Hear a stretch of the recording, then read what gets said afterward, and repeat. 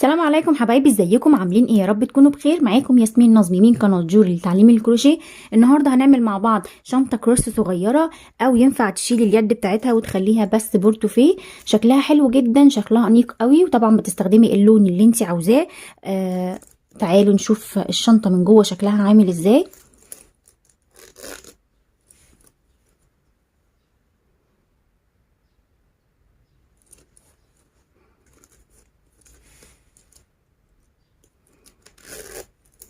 ده شكل الشنطة حبايبي. هي اخدت معايا خيط تقريبا 250 جرام، مش كتير يعني، ربع كيلو. تعالوا بقى نبتدي وندخل على الخطوات. يلا نبدأ حبايبي ونقول بسم الله. هشتغل بإبرة مقاس 5، ينفع تستخدمي 4.5 وينفع تستخدمي 4 حسب سمك الخيط اللي معاكي. اشتغل بخيط سلسلة، ينفع تستخدمي خيط مكرمية وينفع تستخدمي خيط كليم بس ما يكونش تخين قوي، وطبعا ينفع تستخدمي خيط خيش. هنبتدي، والعدد السلاسل اللي احنا هنبتدي بيه ده دلوقتي هو هيحدد معاكي عرض الشنطة. يعني لو عايزة عرض الشنطة اكبر من كده بتعملي، انا هعمل دلوقتي 22 سلسلة.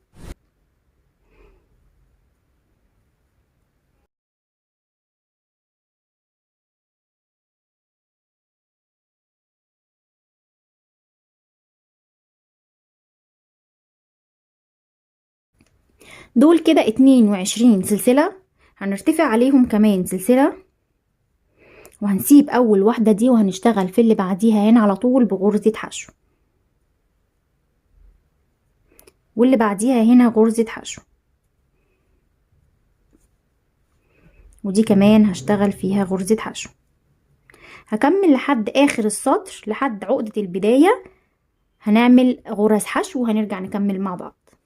انا كده اشتغلت القطعة كلها، كل الغرز مشيت عليها بغرزة حشو. فاضل معانا غرزة هنا كمان اهي، هنمشي عليها غرزة حشو. واخر حاجة اللي هي عقدة البداية، عقدة البداية دي هنشتغل فيها 3 غرزة حشو. 1 2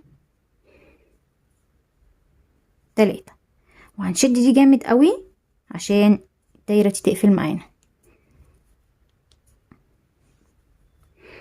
هنشتغل في اول غرزة بتقابلنا هنا غرزة حشو، واللي بعديها غرزة حشو. وخلي بالك لا تفوتي غرزة، يعني كل غرزة تبقى مقابل ليها غرزة زي ما انتوا شايفين كده.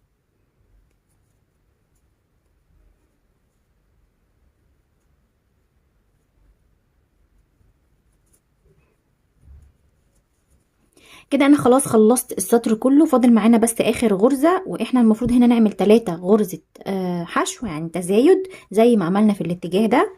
هنشتغل غرزة حشو وتاني غرزة حشو، ودي هنعتبرها تالت غرزة، وهنقفل غرزة منزلق. تمام كده بقى هنا معانا 3 غرز وهنا معانا 3 غرز. بعد كده هنرتفع سلسلة، وهنشتغل هنا في اول غرزة بتقابلنا هنشتغل 2 غرزة حشو.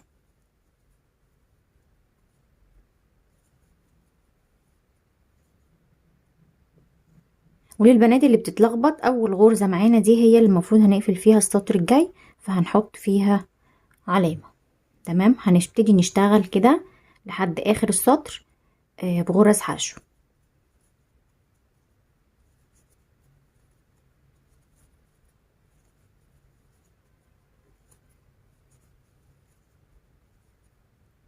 كده انا اكون وصلت لاخر السطر اللي هم ال3 غرزة تزايد دول. هنشتغل في كل واحدة منهم، دي ودي ودي ال3 دول هنشتغل كل حلقتين هنشتغل فيهم 2 غرزة حشو. اول غرزة دي هنشتغل فيها غرزتين حشو، ادي 1 2، واللي بعديها غرزتين حشو،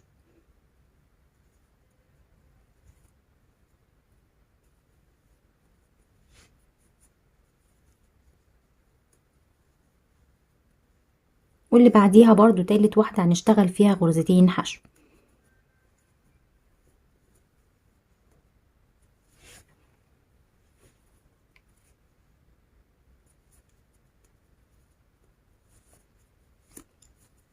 كده انا عملت التزايد الدور التاني، كل غرزة من الثلاث غرز الاولانيين اشتغلنا فيهم اتنين، كل غرزة اشتغلنا فيهم اتنين، كان معانا 3 غرز بقوا 6 غرز.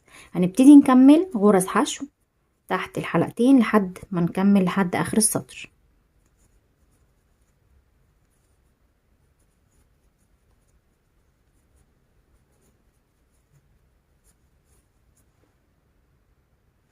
كده انا وصلت لاخر السطر، فاضل معانا غرزتين هنا. احنا كنا هنا شغالين تزايد 2 في نفس المكان، هنشتغل هنا كمان تزايد في اول غرزة دي. ادي اول تزايد، واللي جاية دي على طول هنشتغل فيها تاني تزايد. هنبتدي بقى نقفل هنا بغرزة منزلقة،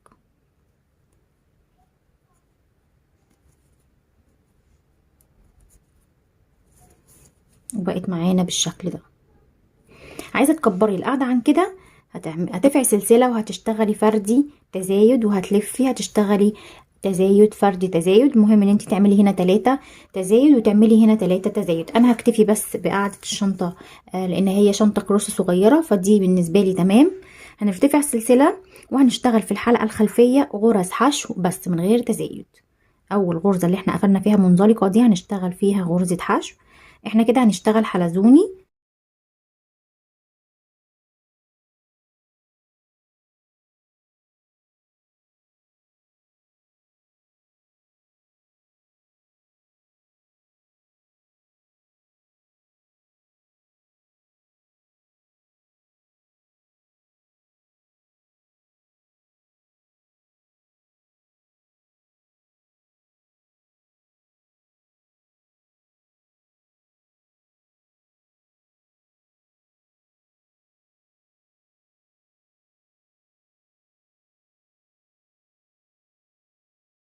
انا كده وصلت لاخر السطر، مشيت في الحلقة الخلفية غرزة حشو.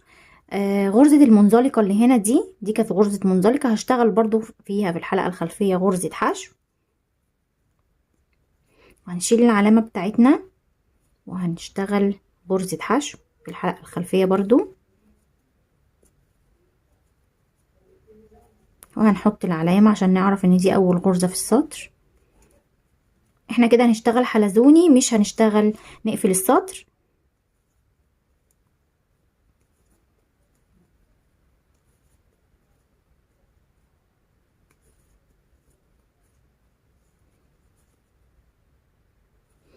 بالشكل ده انا هفضل اشتغل هلف على طول، وهنشيل العلامة وتحطيها عشان تعرفي ان ده اخر دور في السطر، اول غرزة في السطر، لحد ما توصلي لعدد معين من الغرز انت حسب ما الطول اللي انت عايزاه. انا هطلع بعدد الادوار وهرجع اقولك انا عملت كام سطر. كده حبايبي انا اشتغلت لحد ما وصلت ل 12 سطر. اشتغلت 12 سطر في الحلقة الخلفية. هي بقى شكلها حلو كده، شكلها حلو جدا. هي بقت بالشكل ده، شكلها حلو جدا. ومن جوه هي طريه شويه عن الطبيعي علشان انا شغاله في الحلقه الخلفيه، لكن لو انا شغاله تحت الحلقتين هتبقى متماسكه اكتر من كده. تمام. انا عامله لها قاعده صغيره، لو عملت لها قاعده كبيره برضو هتبقى حلوه جدا. بعد ال 12 سطر دول هنشتغل غرزه مختلفه. هنشيل الماركر بتاعنا ده. شايفين الحلقتين دول في وراهم حلقه،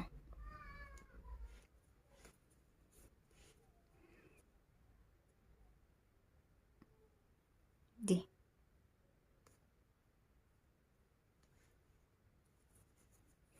هنسيب الحلقتين دول وهنشتغل في الحلقه اللي في الخلف عشان الحلقتين يبرزوا كده على قدام. واللي بعديها برضو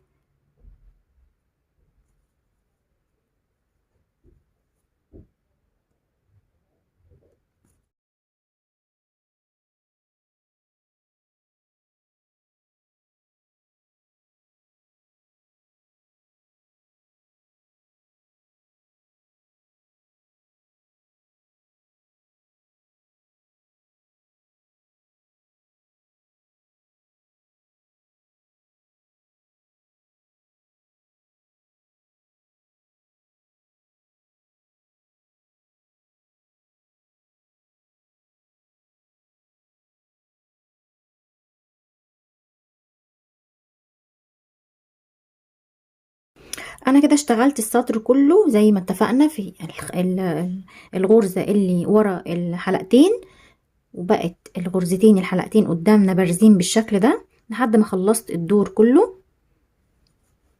هنشيل العلامة بتاعتنا وبرضو هنشتغل نفس الغرزة.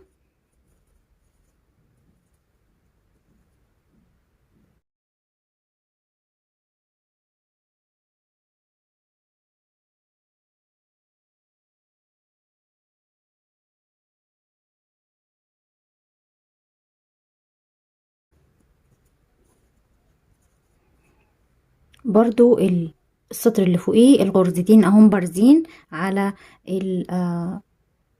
السطر اللي تحتيه على طول. هنفضل شغالين كده 4 أو 5 سطور لحد ما نكتفي بجسم الشنطة. انا هعملهم في الحلقة اللي في الظهر خالص اللي احنا اتفقنا عليها دي، شايفينها في حلقتين اهم. بنشتغل احنا في الحلقة التالتة اللي ورا دي حلقتين تسيبيهم قدام وتشتغلي في الحلقة اللي في الخلف ورا. انا هخلص سطرين 3 ونرجع نكمل مع بعض. انا كده حبايبي اشتغلت 5 سطور غرزة حشو في الحلقة الخلفية من الحلقتين، بقت بالشكل ده كده. طبعا عايزه تكبري تكتري اكتر من كده اعملي غرز، عايزه تعمليهم 4 بس حسب ما انت حاسه ان هي شنطه مظبوطه معاكي. هنبتدي بعد كده نقفل الغرزه بتاعتنا. السطر ده كله هنقفله بغرزه منزلقه. هنشيل العلامه وبرده هنشتغل في الحلقه اللي في ظهر غرزه الحشو، هنشتغل فيها غرزه حشو غرزه منزلقه. ادي اول غرزه ونحط عليها علامه عشان دي ما نشتغلش فيها تاني.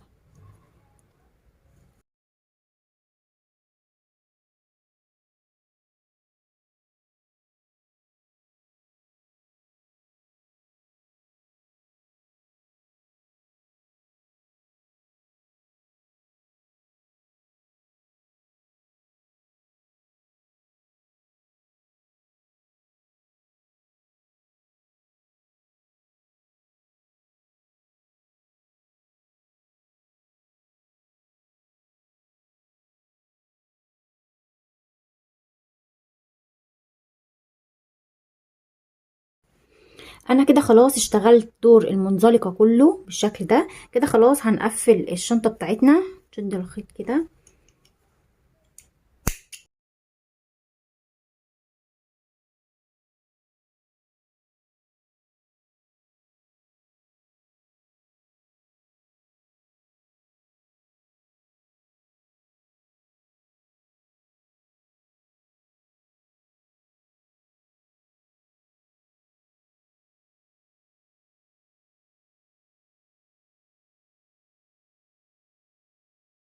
انا هحط لها لوجو، انت ينفع تحط لها اي حاجه تانية لو حابه تحط لها اي قطعه معدن هتزين شكلها، اي حاجه تزيني شكلها بس.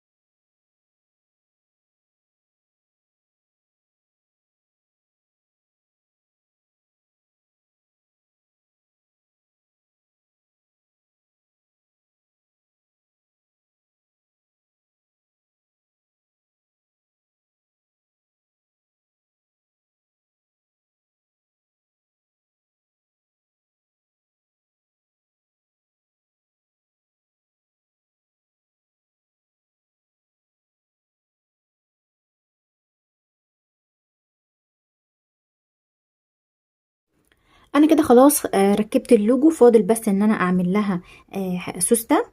هجيب سوسته نفس اللون تقريبا، انا دي بشتريها بالمتر.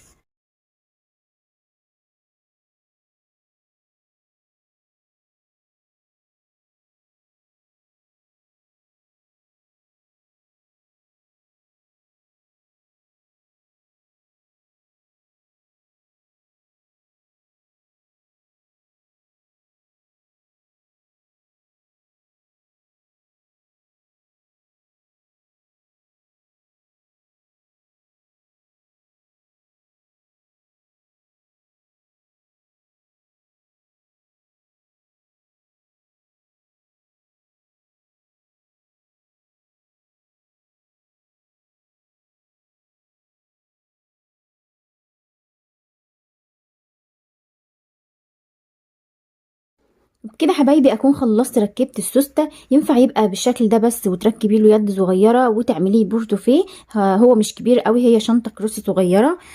وينفع طبعا تعملي له سلسله يد، يعني يد شنطه زي ما احنا عاملين له بالشكل ده كده. يد حبل لاسيه روماني. انا عملته كتير على القناه، هسيب لكم اللينك بتاعه في صندوق الوصف. نركبه سوا. هنجيب الاول حلقات سهله الفتح.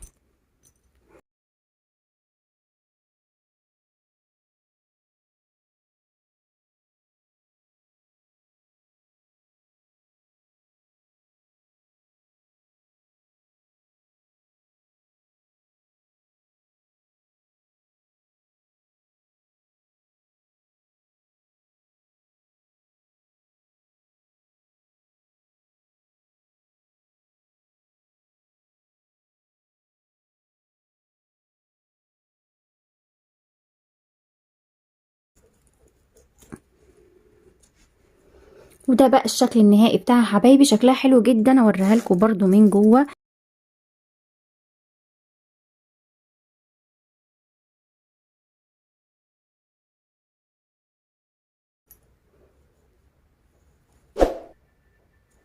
يا رب يكون الشنطه عجبك والفيديو عجبك. لو عجبك الفيديو ما تنسيش تحطي لايك للفيديو واشتركي في القناه وسيبي لي كومنت قولي لي رايك ايه في الفيديو. وما تنسيش تفعلي الجرس عشان اي فيديو انزله يوصلك على طول. انتظروني ان شاء الله في فيديو جديد، والسلام عليكم ورحمه الله.